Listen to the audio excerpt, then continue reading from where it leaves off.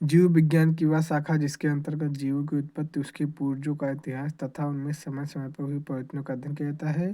या समय पर परिवर्तनों का अध्ययन किया जाता है। यह विकास बहुत धीमी गति से होता है, अतः इसे किसी के द्वारा देखना संभव नहीं होता है, परंतु इसके लिए समय समय पर अनेक सिद्धांत प्रस्तुत किए गए हैं।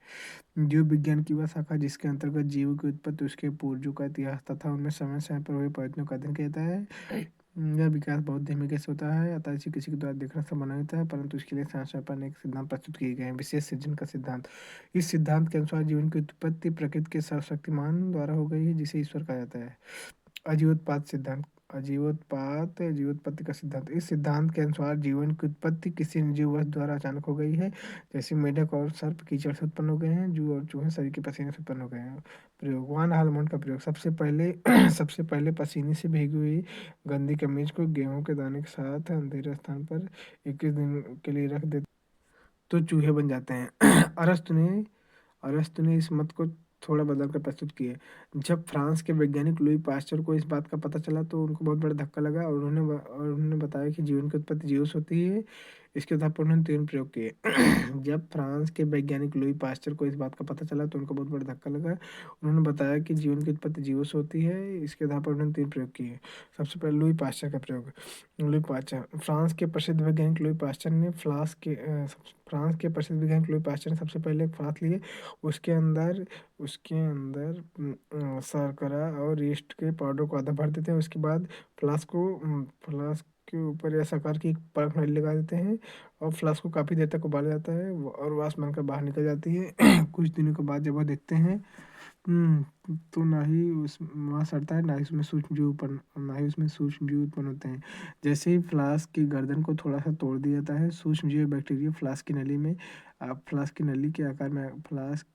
में आकर फंस जाते हैं।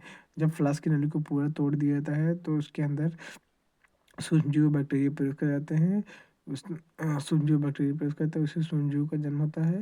यह निष्कर्ष निकलता है कि जीवन की उत्पत्ति जीव से होती है। फ्रांसिस्को रेड्डी का प्रयोग। यह सबसे पहले मरी हुई मछलियों को लेते हैं यह सबसे पहले मरी हुई मछलियों के मांस के टुकड़े को लेते हैं और उसे काफ़ी देर तक उबालते हैं, जिससे उसमें कोई भी उपस्थित जीव जीवित न रह सके। अब सबसे पहले 3 जार लेते हैं। एक जार में मछली के टुकड़े को रखकर उसे खुला छोड़ देते हैं। दूसरे जार में मछली के टुकड़े को डालकर उसके ऊपर मखमल के कपड़े से बांध के रख लेते हैं। और तीसरे जार में मछली रखने के बाद उसके मुंह पर चर्मपत्र बांधकर वायुरोधी बना दिया जाता है। कुछ दिनों के बाद देखा गया तो जो खुला जार था उसके अंदर मक्खी और अन्य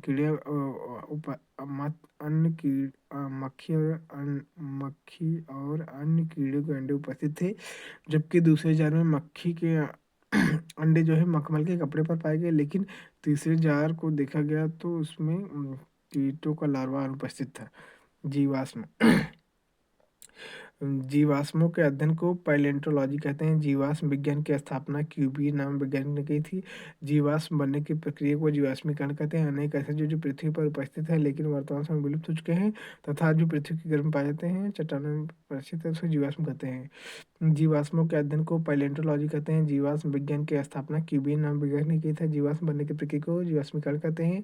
अनेक ऐसे जीव जो पृथ्वी पर उपस्थित हैं लेकिन वर्तमान समय में विलुप्त हो चुके हैं तथा जो पृथ्वी के गर्भ में पाए जाने वाली चट्टानों में पक्षी उन्हें जीवाश्म कहते हैं।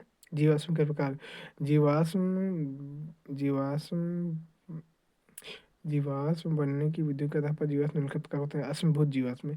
ये प्रायः जीव जंतुओं के कठोर भाग जैसे कशेरुकी की दांत अस्थि आदि के द्वारा साँचा या ढांचा जीवाश्म। इसमें जीवधारियों का कोई भी शरीर परिचित नहीं होता है, इसमें केवल उनकी आकृति के साँचे मिलते हैं। अपरिवर्तित जीवाश्म। ये जीव का संपूर्ण शरीर तो इसमें निम्नलिखित 2 प्रकार होते हैं। कभी कभी कोमल शरीर वाले कीट, क्रस्टेशियन एवं कीड़े मकोड़े आदि बेल लंबा चिड़िए रील परिचित रहते हैं। कभी कभी संपूर्ण जंतु उसका कंकाल बर्फ में जम जाता है। ये विशेष रूप से अच्छे जीवाश्म होते हैं। परिचित जीवाश्म। जब भूमि नम हो जाती है तो जंतु के चलने पर उनके पैरों के निशान बन जाते हैं, और पृथ्वी सूख जाती है तो वह निशान सख्त हो जाते हैं।